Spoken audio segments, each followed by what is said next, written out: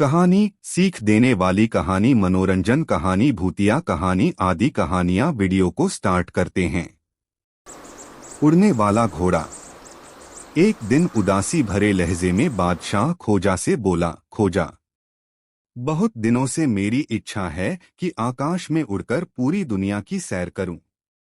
मैं दुनिया के पहाड़ों, नदियों, शहरों, गांवों, जंगलों और मैदानों को देखकर अपना ज्ञान बढ़ाना चाहता हूं। मेरी यह इच्छा पूरी करने के लिए क्या तुम कोई बढ़िया तरकीब बता सकते हो? खोजा ने धीर गंभीर आवाज में कहा, जरूर बता सकता हूं जहांपना। यह सुनते ही बादशाह की उदासी उड़न छू हो गई। वह उतावला होता हुआ बोला, तुम सचमुच बड़े अक्लमंद हो। बताओ वह तरकीब कौन सी है? आकाश में पहुंचना कोई मुश्किल काम नहीं है जहांपना, बशर्ते आप में धीरज हो। आप अपने खजूरी रंग के घोड़े को मुझे दीजिए। मैं उस पर सवार होकर दूर के एक पहाड़ से एक खास बूटी ले आऊंगा, जिसे खाकर घोड़े की पीठ पर पंख निकल आएंगे। तब आप उसकी पीठ पर बैठकर अपनी इच्छा पूरी कर लेना। अलबत्ता मुझे वहां तक जाने आने में कोई 1 साल लग जाएगा। क्या आप इतना इंतजार कर सकते हैं? बादशाह खुशी से फूला न समाया। उसने अपने अंगरक्षक को आदेश दिया कि वह उसका घोड़ा फौरन खोजा के हवाले कर दे और उसे बहुत सारा धन भी सरकारी खजाने से दिलवा दे। खोजा घोड़े पर सवार हो गया।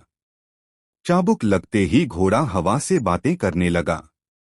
घोड़े पर सवार होकर खोजा दूसरे मुल्क में पहुंचा और एक व्यापारी को राजा का घोड़ा बेचकर अपने गधे पर सवार होकर अपने घर लौट आया। घर पहुंचकर उसने बादशाह से मिला सारा धन और घोड़े को बेचकर उसे जो रुपए मिले वे सब अपनी पत्नी के हवाले किए और सारा किस्सा सुनाने के बाद यह कहता हुआ लंबी चादर तानकर सो गया कि अब 1 साल तक मुझे कहीं आना जाना नहीं है। मैं घर में हूं, यह बात किसी को न बताना।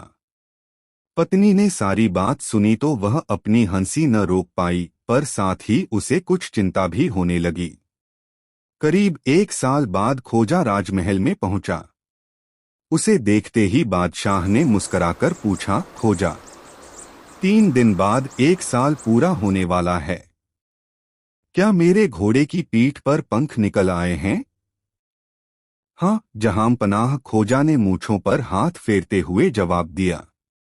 खुशी से उछलते हुए बादशाह बोला, तुमने सचमुच कमाल कर दिया खोजा। पर तुम घोड़े को साथ क्यों नहीं लाए?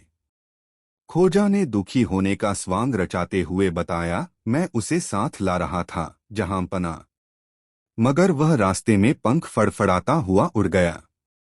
यह सुनते ही बादशाह को भारी सदमा पहुंचा और वह बेहोश होकर जमीन पर गिर पड़ा।